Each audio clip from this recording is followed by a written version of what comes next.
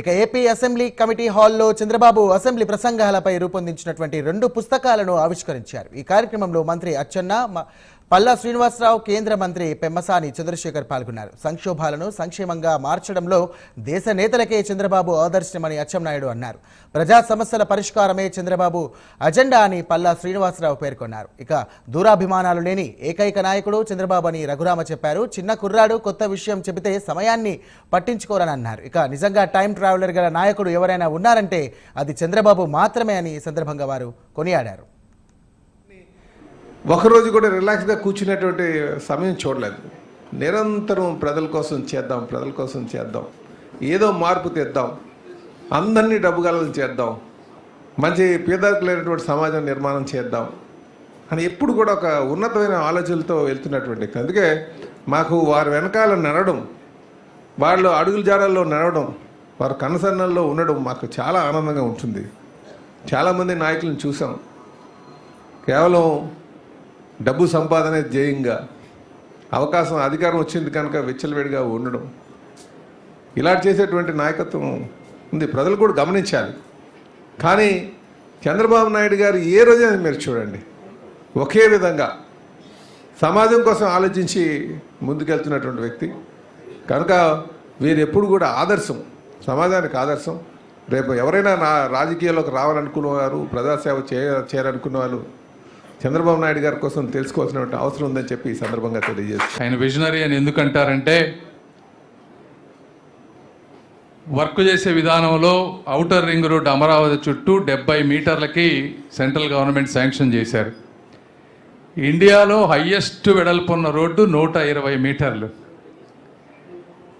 70 మీటర్లు శాంక్షన్ చేస్తే గడ్కరీ గారిని 140 మీటర్లు వెడల్పు కావాలని అడిగారు. 140 మీటర్లు ఎందుకు, అక్కడ జనం లేరు కదా, దానికి మళ్ళీ 4,000 కోట్ల రూపాయలు అడిషనల్గా ల్యాండ్ ఎక్విజిషన్ ఇవన్నీ అవుతుంది, కష్టం అంటే లేదు నేను ఉండొచ్చు ఉండకపోవచ్చు, కాకపోతే ఇది 50 సంవత్సరాల తర్వాత అయినా కూడా ఈ ప్రాంతం అద్భుతంగా అభివృద్ధి చెందుతుంది. ఈరోజు హైదరాబాద్ ఎలా ఉందో,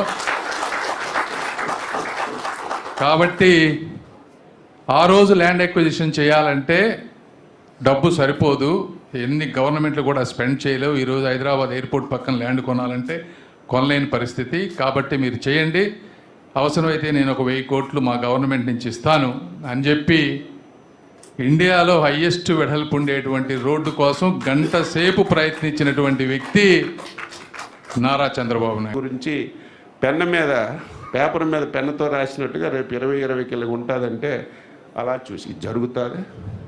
హైదరాబాద్ చూసి తెలుగుంది, చంద్రబాబు నాయుడు గారు ఆలోచనలు అలాగున్నాయి, ఇది జరుగుతుందని చెప్పి లైట్ చూసుకున్నాం. కానీ 20 సంవత్సరాల తర్వాత మళ్ళీ ఏదైతే పెన్ను మీద గీశారో ఒక్క గీత కూడా పొల్లుపోకుండా హైదరాబాద్ని తయారు జరిగిందంటే విజనరీ లీడర్ మన లీడర్ చంద్రబాబు నాయుడు గారిని ఈ సందర్భంగా తెలియచేస్తూ ఆయన్ని మనం ఆదర్శంగా తీసుకుందాం. ఆయన ఆశయాలని, ఆయన చేస్తున్నటువంటి పనుల్ని మనం సమర్థిద్దాం.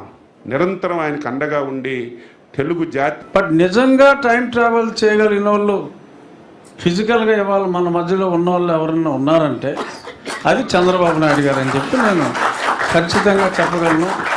రాబోయే రోజుల్లో రకరకాల దేశాల్లో ఉన్న పరిణామాలు ఏంటి, అక్కడ టెక్నాలజీ ఎలాగ అభివృద్ధి అవుతుంది, ఇటువంటివన్నీ అనుక్షణం విద్యార్థిలాగా తెలుసుకుంటూ ఆయన తెలుసుకున్న దాన్ని మానవాళ్ళకి ఎలాగా ఉపయోగపడాలి అనే దాన్ని ఆ ట్రాన్స్లేట్ చేసుకునే ప్రాసెస్లో మరి ఆయన విజన్ని ఆయన ఎంత వ్యతిరేకించే వాళ్ళైనా కూడా అభినందించి తీరవలసిందే. ఇందులో ఎవరికి ఎటువంటి ఆప్షన్ కూడా లేదు.